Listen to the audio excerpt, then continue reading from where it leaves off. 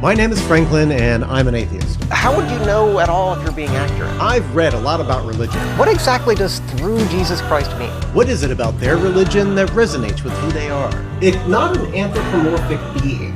Is there an enemy? How does their religion make them a better person? Can you explain to me and anybody who doesn't know what a mitzvah is? What do they think is missing about how we understand the world? What would be the difference between praying on a subject and just thinking on a subject? Why don't people have superpowers anymore? I think it's important to talk to them and find out what they believe.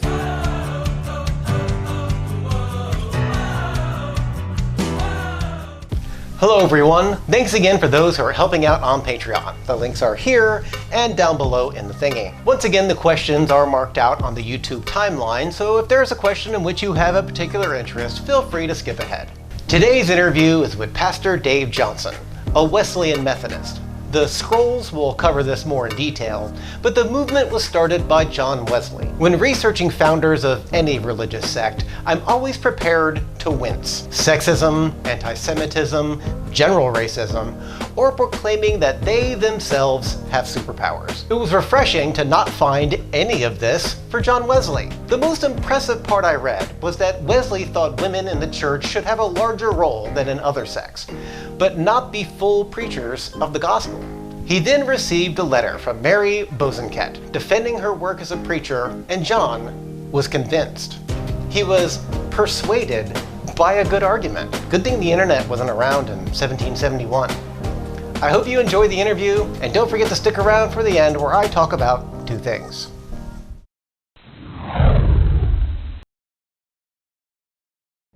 Hello and welcome to the What They Believe series. Today my guest is Pastor Dave Johnson of the River's Edge Church in Sacramento, California. Pastor Dave, thank you for joining us. Thank you for having me. It's a pleasure to be here. So, were you always a Methodist or did you convert?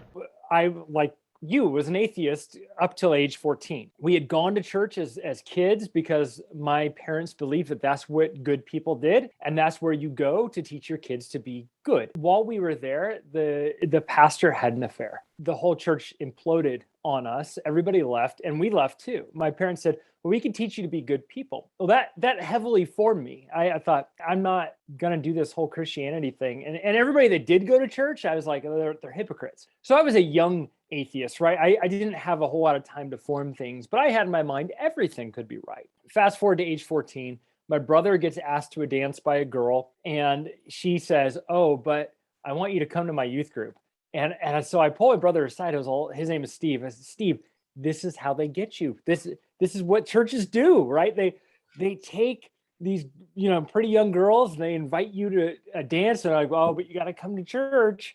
And I was like, this is a cult, dude. Don't do it. And they kept doing fun things, stuff I started getting jealous about, like music nights. Like they would go see these bands. They'd go to Magic Mountain out in Southern California. They would do all sorts of cool stuff.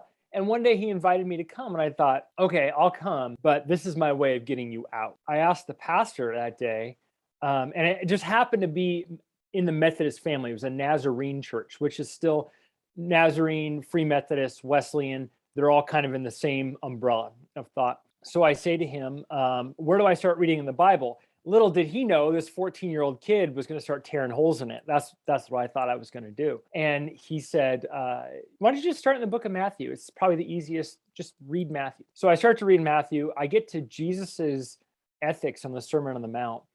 And I'm in the top bunk of, I still had bunk beds at age 14. Okay. So I'm in the top bunk of my bed reading the Bible, the gospel, for the very first time in my life.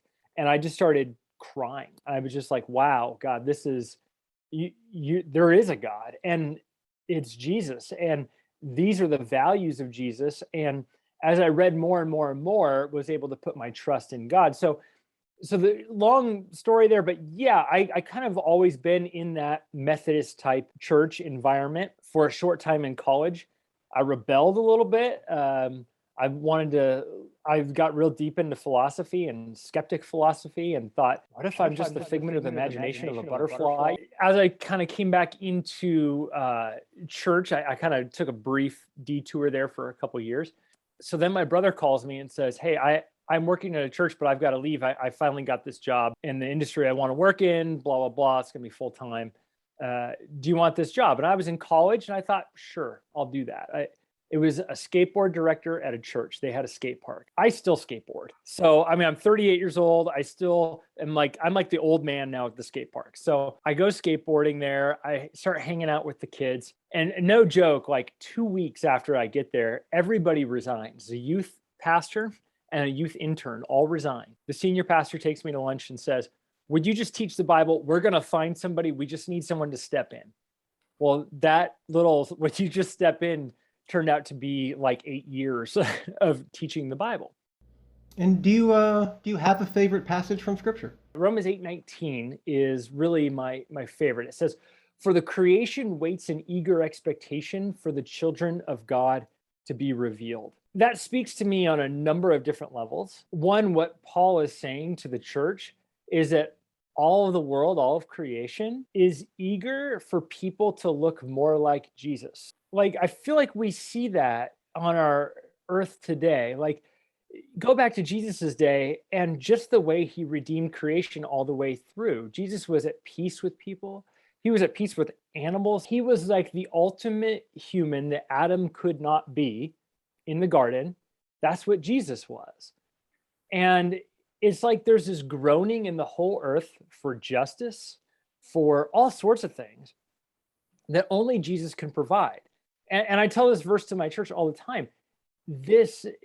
All creation is groaning for it. I mean, although you don't turn on CNN or Fox News and they're not like, what we could really use is more churches in America. You're just not going to see that. So that verse is so motivating to me. It's like Paul saying the whole earth needs this. It needs people to look like Jesus.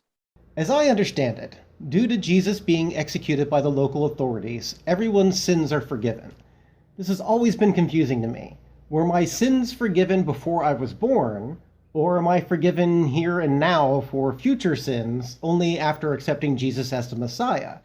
If I'm already forgiven, why would I have to do any other religious obligations? It's a question that a lot of people have. Yes, we believe in a couple of steps, I guess would be the easiest way to say this. One, Jesus's blood on the cross did redeem all of humanity. It gave the opportunity to be forgiven. But we also believe in human agency to choose, right? So God does not override your own freedom of choice to choose him or not to choose him. That's what makes us have free will and gives us agency in our own humanity. Yes, essentially, you have, Jesus paid for your sins on the cross. He paid for my sins on the cross. However, just like in Revelation 3:20, where Jesus says, "Behold, I stand at the door and knock." I'm the opportunity that's always there. You need to open the door and essentially put your trust into Jesus and then have your sins forgiven. Other side of your question kind of assumes a little bit more of a Calvinistic point of view. The Wesleyan Arminius side is like a little bit more of the free will side.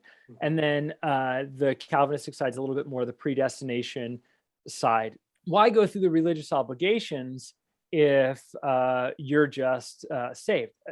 That's a great question. I don't know. My answer, it would be you don't go through the obligations, and that what you do is you put your trust into Jesus and you dive deeper into following him. Because the fundamental work of Jesus is to transform our own desire in our own hearts, in our own lives, and to make it so that we can say, your will be done, not my will be done. And we could really mean it. The name Judas is used as the pejorative, which I think unfairly maligns Judas Iscariot. As I understand it, if Jesus wasn't sacrificed, no one's sins are forgiven and no one gets to go to heaven. Judas, it seems, didn't have a choice whether or not to fulfill this prophecy. So shouldn't Judas be revered or at least treated with more compassion? Very good question. I want you to feel free to push back against it, because what I want to tell you is that I just started thinking about this because, as you might imagine, nobody's ever asked me in church about Judas. We just all kind of assume Judas is the bad guy and then you brush over it. I want to say that what I think was going through Judas's mind was very good intentions. What I think Judas was doing was very politically good for Israel. When Herod became king of Israel and was sort of put into place by Caesar, one of the things that he did as a gift to the Jews was to fix the temple. And so he fixed the temple. And, when Jesus was just a little baby, one of the things that Herod did was to show the Jews how much Rome had taken care of them. He put a Roman imperial eagle across the top of the temple. What Herod was saying is like the heart and soul of Rome built this place. And this really made the Jews upset. And there was another Judas before this Judas who led a rebellion. He led a rebellion and 2,000 people were crucified because of this rebellion. They were trying to overthrow Rome right there at the temple. This is when Jesus was a little kid. And a number of rebellions happened since then because the Roman infiltration of Jewish culture was so blasphemous. It was so horrible that they couldn't fathom it. This is why they hated Jewish tax collectors. They were the original Judases, right? The original Benedict Arnolds of their day. They took money from their own people. They oppressed money from their own people, and then they gave money away to the Romans. Judas is seeing this young rabbi named Jesus. He called teacher or rabbi. He's seeing Jesus say the gospel, that there's a new kingdom coming. The kingdom of heaven is among you. God is near. His kingdom is near. You have to understand the first century world saying the word like their new kingdom is coming. This is not a neutral phrase. Like this is very politically bad to say this, because what you're saying is we have a new king who's not Caesar. We have a new set of ethics, a new set of laws. We have an army. Like we're the people of God are God's army, right? And, to say this is to incite rebellion. So I think what Judas was doing was very politically expedient. He was trying to not cause, in a heightened political atmosphere, not cause another rebellion that would lead to the death of all of his beloved people. I think Judas was a very good Jewish man. I say that to sort of lay the foundation for what was happening in real life in the first century when Jesus was alive, because it gives context to his actions. He betrayed Jesus so as not to lose the lives of all these people.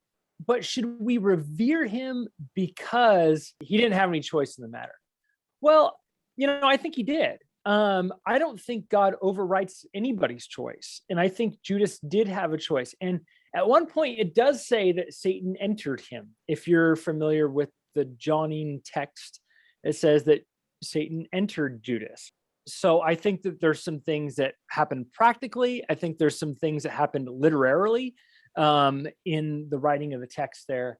And then going back to, should Judas be a hero? I still say no. And here's why. Judas eventually realized what he did and tried to give the money back. He confessed, he repented. He said, I sinned. This was wrong. This man was innocent. He still led an innocent man to his death by betraying him with the kiss. The Roman garrisons would have needed to know who Jesus was. So Judas's job was to point him out with this kiss. Judas still did that. I believe that he had agency to choose that. Saying that he didn't have agency to choose, in my opinion, dehumanizes him a little bit. It says that he is less than human. He doesn't have the ability to choose.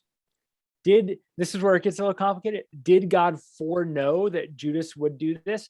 Yes, I believe God does have foreknowledge and can see all of human history laid out before him. So yeah, he knew Judas would have the temperament, the mindset, the ability to do this, and would eventually do it. Besides the prophecy part, which always gets into a weird free will question, sure. But it was that without Judas betraying Jesus, as I understand it, no one gets to go to heaven.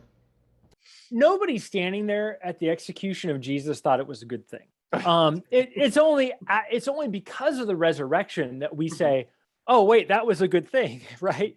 And even in the first century, wearing a cross necklace would have been like, are you insane? What are you doing?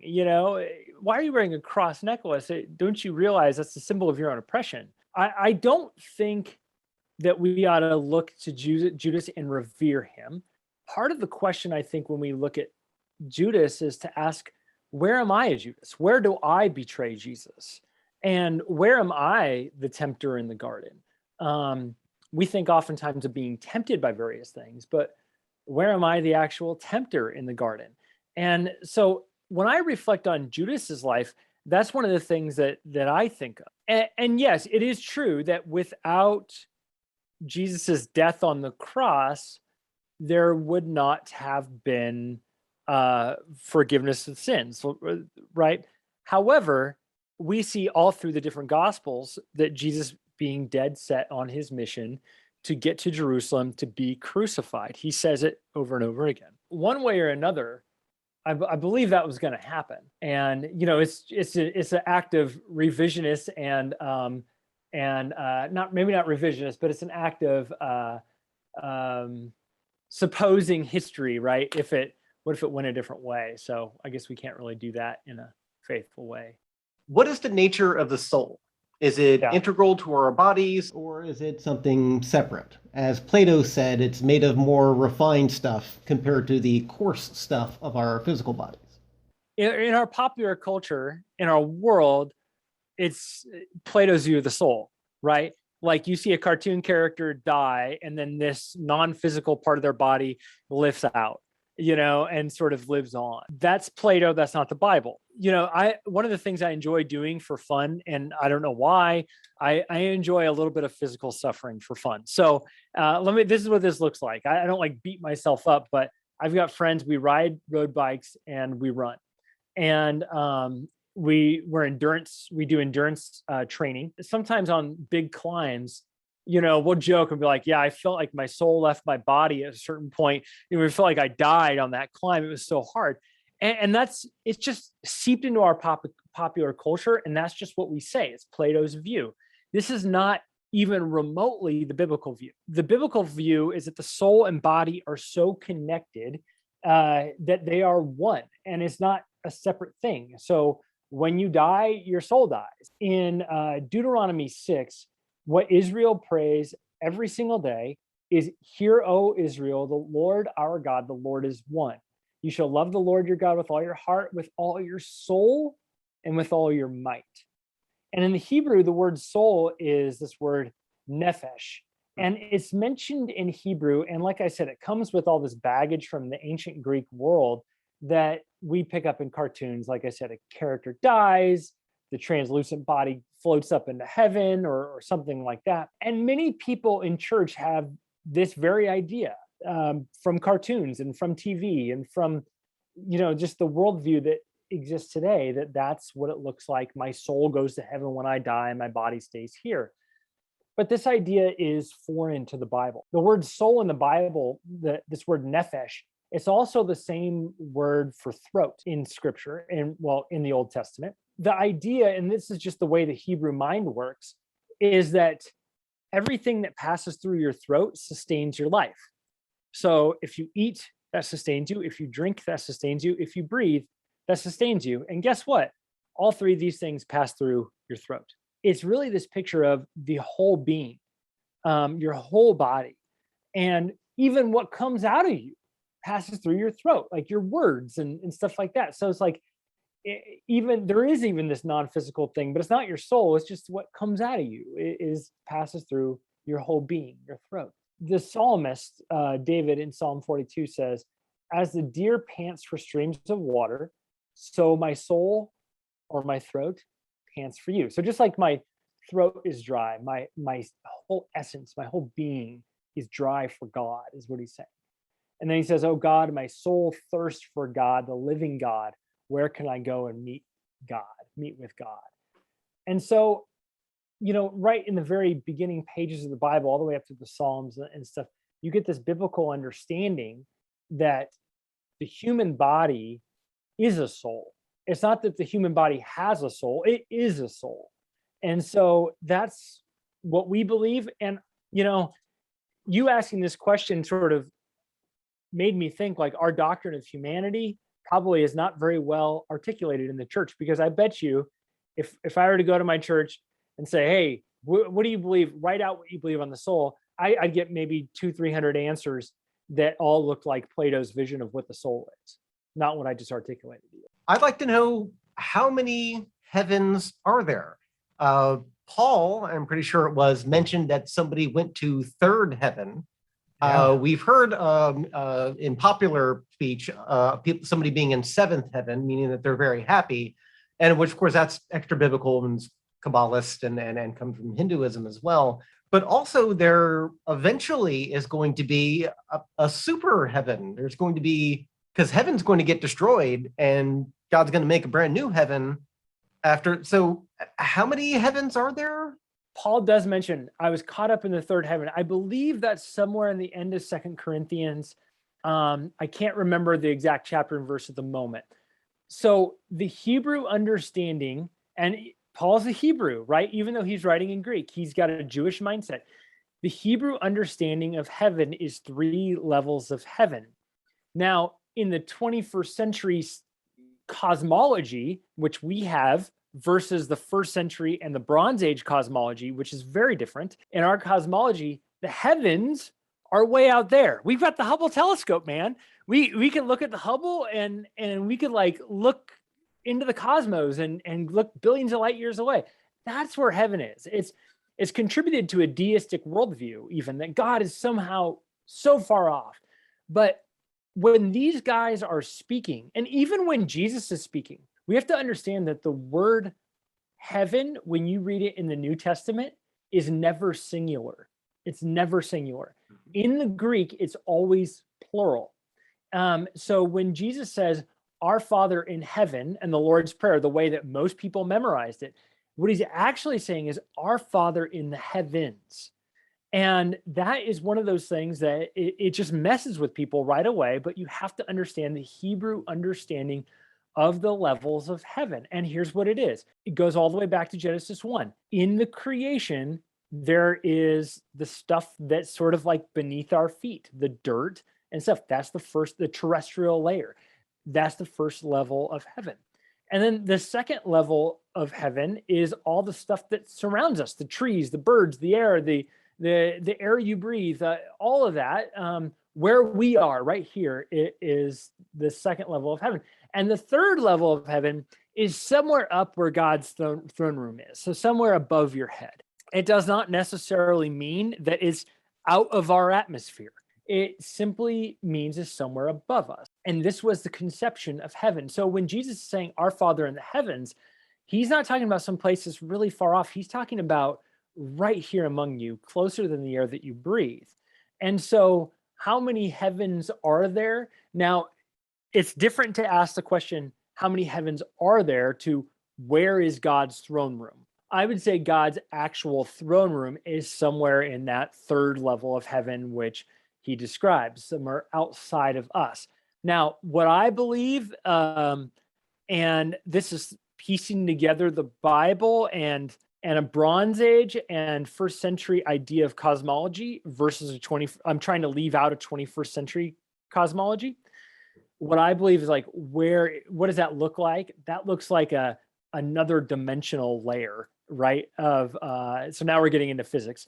Another dimensional layer in our universe split open and God is there. And the reason why I say that is because when you read the book of Revelation, the Apostle John, who's writing the book of Revelation, it's like, behold, a door. And he just turns and he turns and looks and he sees this opening in the world and he goes into the throne room of heaven.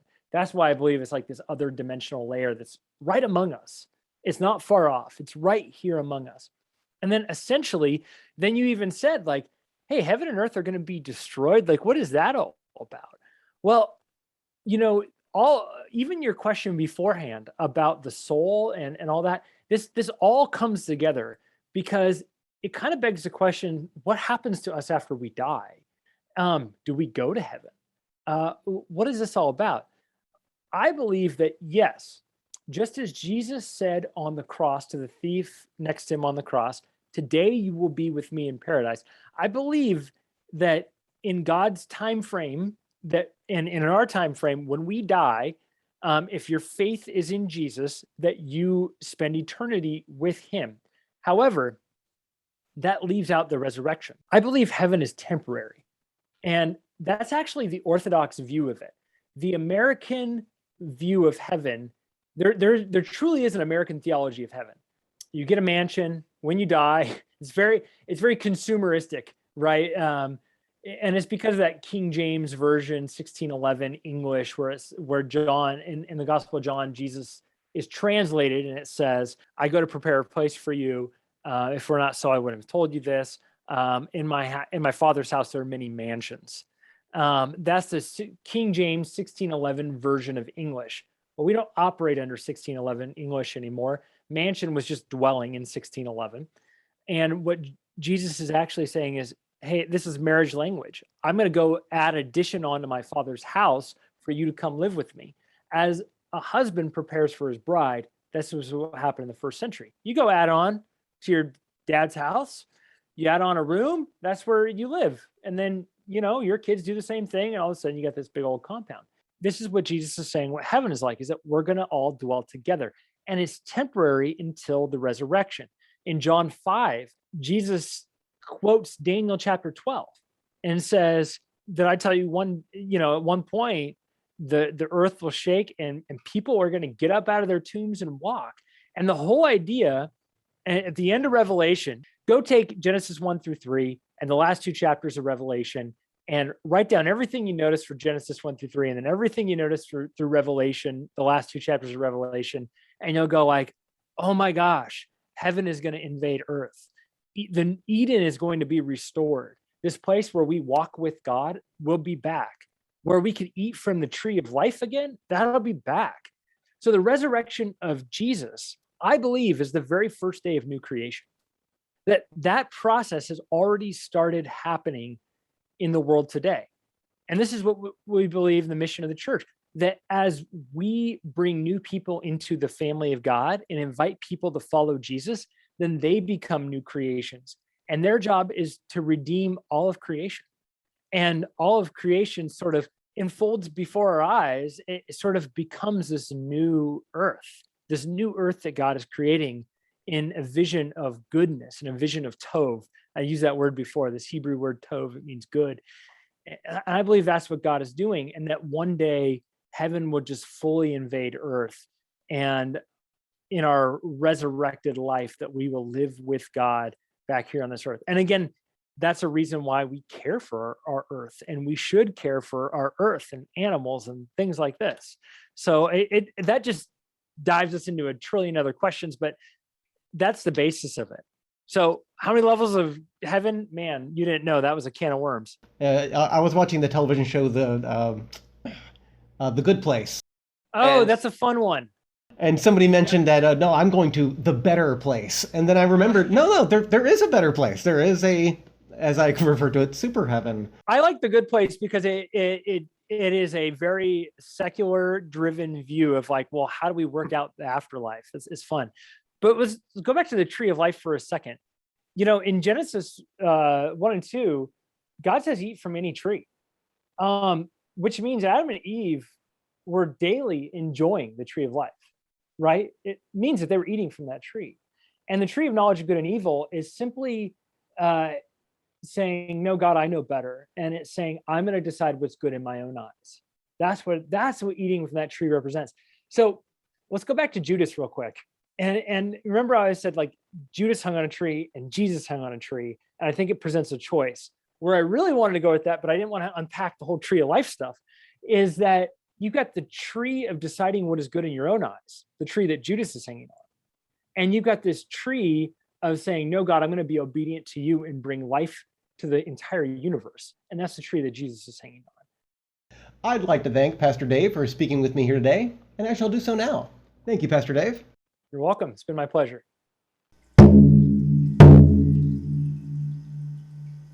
Here's the thing. Someone mentioned to me that while filming this series, I should wear a necktie. Well, here you go. Neckties are stupid. and I avoid wearing them whenever I can. Neckties are purely decorative. I do not need one to tie the top of my shirt together, and they can be a hazard. I've personally known 2 people that have gotten their neckties stuck in a paper shredder, and a tight knot on a tie can restrict blood flow to the brain, up to 7.5%, according to the medical journal Neuroradiology. So, as a general rule, I do not wear neckties. Here's the thing. On October 24th, 1929, the stock market in the United States had a very bad day. The market had lost 11% of its value at the opening bell, and by the end of the trading day, due to interventions of several banks, the market had mostly recovered. The day went on to be called Black Thursday, which was quickly followed by Black Monday and then Black Tuesday. The markets did not recover from those. And over the next 3 years, the stock market had lost 89% of its value. Many people were financially ruined and took to Manhattan's tall buildings to leap and plummet to the street below. Except that last part is not true at all. There's literally no evidence that bankers or stock traders committed suicide in this manner. Thanks for watching, and may the road rise with you.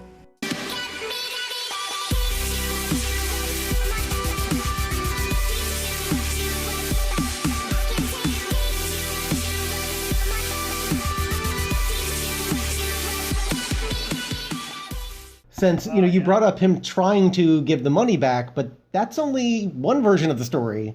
He also, in a different version of the story, used that money to buy a field and then exploded, apparently. And then his guts blew open, right? Yeah. Like, that's what the Bible says.